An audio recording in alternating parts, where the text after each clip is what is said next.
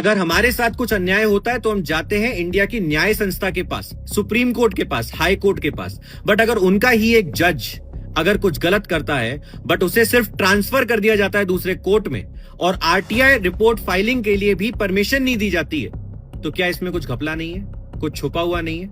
समझते हैं। जस्टिस वर्मा ये दिल्ली हाई कोर्ट के एक जज थे जिनके घर पे आग लगती है और उसके बाद वहां पर 500 के नोट मिलते हैं जले हुए। सुप्रीम कोर्ट इस पे एक इंक्वायरी बैठाता है जिसमें chief justice of Punjab and Haryana high court, Himachal Pradesh high court और एक justice from Karnataka high court को इंक्लूड करा जाता है। और जब ये पूरी रिपोर्ट सामने आती है तो पता चलता है कि जस्टिस वर्मा कल्पेबल थे, मतलब उन्होंने कुछ तो गलत किया था। और जो हमारे पहले चीफ जस्टिस ऑफ इंडिया थे खन्ना सर, वो क्या कहते हैं? वो कहते हैं कि पार्लियामेंट में रिपोर्ट भेजी जाएगी और इनको इम्पीच करना चाहिए। उनको रिजाइन करने को बोला जाता है जस्टिस वर्मा को, बट जस्टिस वर्मा रिजाइन नहीं करते। वो कहते हैं कि मेरे अगेंस्ट साजिश रची जा रही है, मैं गलत नहीं हूं। अब पार्लियामेंट में जब ये रिपोर्ट गई तो ये बोला गया कि मॉनसून सीजन में जुलाई में इसके ऊपर डिस्कशन करना चाहिए। बट क्वेश्चन बीच में एक उठा कि उनको रिजाइन क्यों नहीं कराया गया, उनको इलाहाबाद हाईकोर्ट ट्रांसफर क्यों किया गया?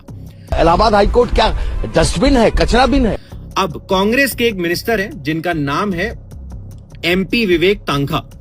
अब इनका बहुत ही अच्छा डिसीजन है, उन्होंने बोला है कि इसको पार्लियामेंट में प्लेस किया जाए, टेबल किया जाए और इस पर डिस्कशन किया जाए। ये बहुत अच्छा डिसीजन है क्योंकि अगर हम इन पे भरोसा नहीं कर पाएंगे, अगर इस पर डिसीजन नहीं लिया गया और पब्लिक को आरटीआई फाइल करने की, राइट टू इंफॉर्मेशन फाइल करने की परमिशन नहीं दी गई, तो 100% दाल में कुछ काला है।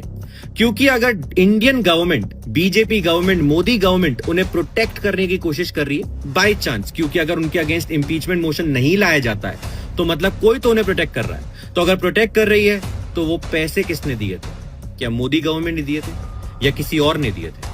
क्योंकि कांग्रेस तो सामने से कह रहा है कि इसको ओपन करिए, और अगर इसके अगेंस्ट एक्शन लेती है मोदी गवर्नमेंट, इंपीचमेंट एक्शन लिया जाता है, तो ये बहुत अच्छी चीज होगी।